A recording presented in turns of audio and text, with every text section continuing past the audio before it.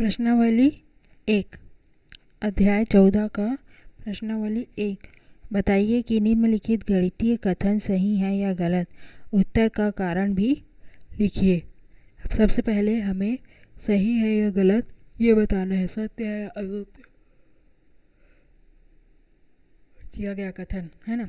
इसके बाद अगर सत्य है तो फिर क्यों है और असत्य है तो भी क्यों है, उसका कारण भी हमें बताना है। ठीक है, पहला प्रश्न दिया हुआ है। पहला प्रश्न में टोटल कितने प्रश्न हैं?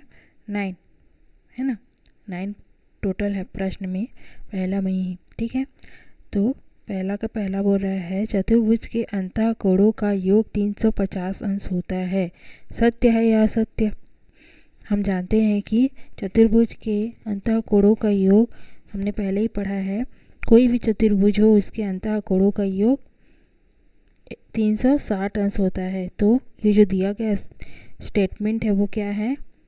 असत्य।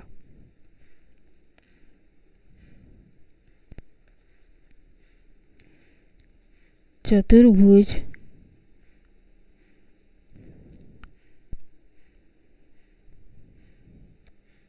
के अंतः कोणों का योग 350 अंश होता है, ये हमारा प्रश्न है ना। तो आंसर क्या आएगा? असत्य। क्यों? क्योंकि चतुर्भुज के अंतः कोणों का योग 360 अंश होता है। ठीक है, अब क्यों होता है ये भी बताना है, कारण भी बताना है हमें ना। एक चतुर्भुज बना कर देख लेते हैं, कोई भी आयत हो या वर्ग हो।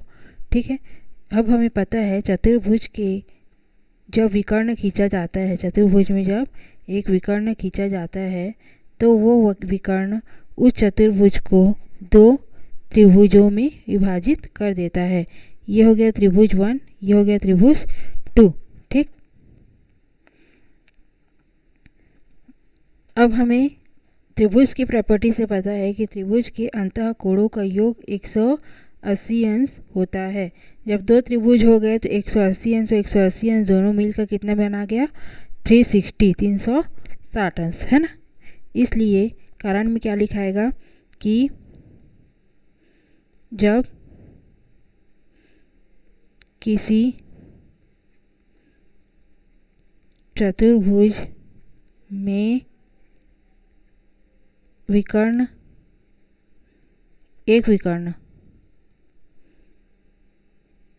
एक विकर्ण खींचा जाता है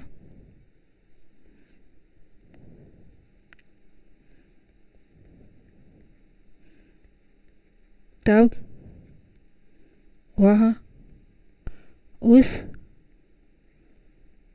वह विकर्ण उस चतुर्भुज को 2 त्रिभुजों में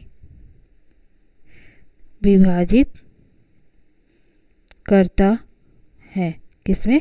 2 त्रिभुजों में विभाजित करता है। और या फिर तथा हम जानते हैं कि we know that त्रिभुज के तीनों कोणों का योग 180 अंश होता है। त्रिभुज के तीनों कोणों का योग 180 अंश होता है। और जब 2 त्रिभुज हो गए तो 2 180 अंश आएगा, तो 180 अंश धन 180 अंश बराबर 360 अंश, दोनों को जोड़ने पे 360 अंश हमें प्राप्त हुआ। यही हमारा आंसर और ये हो गया रीज़न या फिर स्टेटमेंट जो है ना। इस प्रकार से हमें दिए गए प्रश्नों को पढ़ करके पहले बताना है कि सत्य है क्या सत्य है, सही है या गलत, और उसका कारण भी समझाना है। ठीक है, नेक्स्ट है इसी में पहला में, किसी वास्तविक संख्या x के लिए x square is greater than equal to 0 होगा या नहीं। किसी वास्तविक संख्या x के लिए x square is greater than equal to 0 होगा या नहीं। x क्या है, एक किसको बिलोंग्स कर रहा है, x एक नेचुरल नंबर को, x belongs to natural number so that x square is greater than equal to 0। अब नेचुरल नंबर क्या होता है, नेचुरल नंबर 0 से स्टार्ट होकर धनात्मक संख्या 0, 1, 2, 3, 4 जितना भी धनात्मक संख्या या फिर ऋणात्मक संख्या है ना, -1, -2, -3 या फिर रूट या फिर जितनी भी संख्याएं हैं है ना, ये सभी संख्याएं क्या होंगी, नेचुरल नंबर। ठीक है, तो एक्स स्क्वायर के जगह में हम अगर 0 रख देते हैं, एक्स के जगह में अगर हम if x is equal to 0, अगर एफ एक्स 0 के बराबर है तो एक्स स्क्वायर के जगह में 0 का स्क्वायर रख देते हैं हम, तो क्या होगा, 0 square is greater than equal to 0, ये सत्य होगा।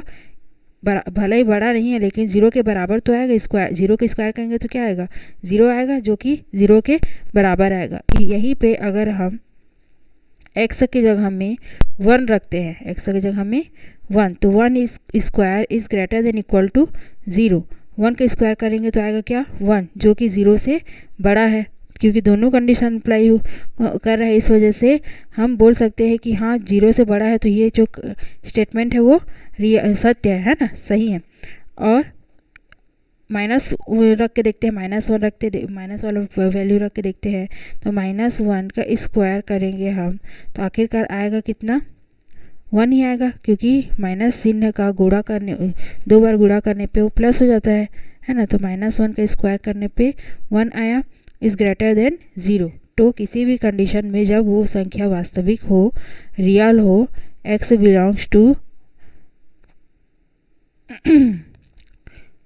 नेचुरल नंबर नहीं, वास्तविक नंबर, प्राकृतिक संख्या नहीं, रियल नंबर है ना, तो x जब रियल नंबर को बिलोंग्स कर रहा है तब ये वाला स्टेटमेंट जो x square is greater than equal to 0 होगा वो सत्य होगा। तो दूसरा कंडीशन क्या होगा, सत्य। दूसरा का पहला का दूसरा, किसी वास्तविक या फिर रियल संख्या x के लिए x square is greater than equal to 0 है, ये हमें बताना है।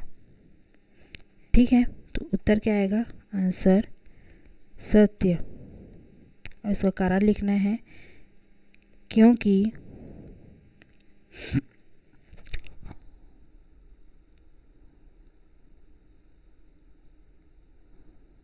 क्यों सत्य है,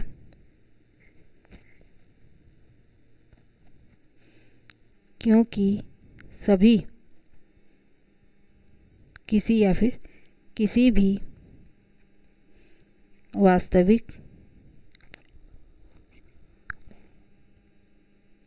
या रियल संख्या के लिए किसी भी वास्तविक संख्या का वर्ग हमेशा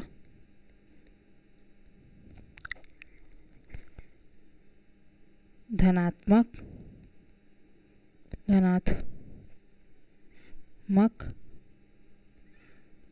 होता है। ठीक है, 0 क्या है, एक धनात्मक संख्या है, 0 के पहले ऋणात्मक संख्या आती है। इस वजह से अगर हम इसको सॉल्व करके भी दिखाएं तो रख के देखेंगे तीनों प्रकार के संख्या ऋण मतलब कि नेचुरल नंबर के धनात्मक, ऋणात्मक और 0 संख्या रख करके देखेंगे। If x is equal to 0 so that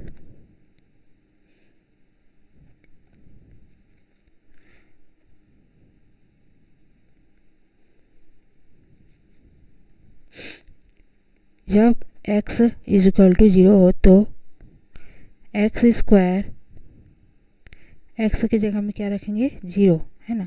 0 का square is greater than equal to 0, 0 का स्क्वायर मीन्स 0 जो कि बराबर है किसके 0 के।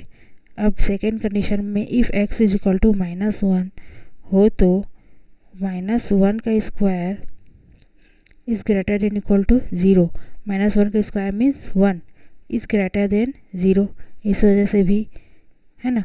और x इज इक्वल टू 1 हो तो 1 का square is greater than equal to 0, 1 का square means 1 is greater than 0। तो तीनों स्टेटमेंट में ही ये सिद्ध होता है कि जो दिया गया कथन है वो सत्य है। ठीक है, इस प्रकार से हमें क्वेश्चन को सॉल्व करना है। उसके बाद तीसरा है, दो सम संख्याओं का जोड़ सम होता है, सम संख्या ही होता है।